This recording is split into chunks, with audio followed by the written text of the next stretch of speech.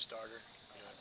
James Vandenberg is worked extremely hard. He's got some game experience under his belt. We think John Winke and and AJ Derby are coming along just fine. And it makes you feel pretty good about the depth. You hope you never have to use it, right. but every now and then you do. But all of them are working hard. They're a good group of guys. They're fun to be around, and they really work at it. It's good to have the line of succession sort of too in mind. I know that's always a competition, but next year you have a little bit of knowing what you might get out of James if he's the guy, and then down the road you got some guys in play. Well, the line of succession is a little bit different than it would be if I guess you're in the royal family in England. So you still have to go to preseason and do some things exactly. to get some of this done. But anyway. Yeah, I mean, it's good to have the experience. It's good to have guys that are, knowledgeable and been in this, been in the system, and you go from there. You just, the whole thing's always about trying to improve and get better. And even though, you guys hate hearing that kind of stuff, it doesn't do much for, for selling newspapers but it is how teams get where they want to go. What did you learn about James last year? Ohio State, Big Ten, basically a Big Ten championship game before you actually officially have him next year. What did you learn about him? Well, that he's still a freshman. Still he has a lot of work to do.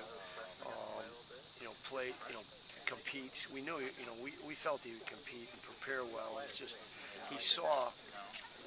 At certain times he saw the field very well, and at other times he didn't.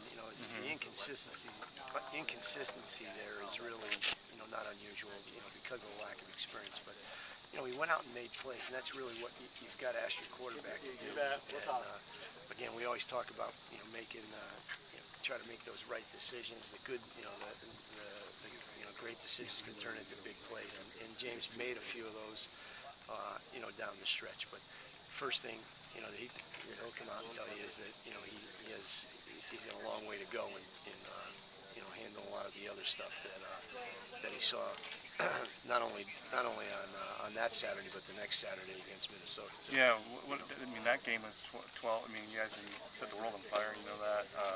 Was there a different plan for him that game? There really wasn't, but Minnesota was extremely aggressive. Came after us an awful lot. And I would too. You tested, a freshman quarterback and keep coming at him until, he proves that, he can beat you. And that was their philosophy that day. And, we made a few plays here and there, but not quite the way that we expected to. How does a new offensive line, basically, 3 new guys, how much will that affect what you guys are able to do you think? I know it's early, one day, 1.5 session.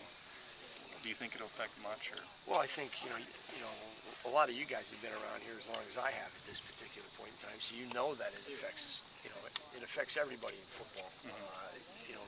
How the offensive line comes together, how they play, really drives our success.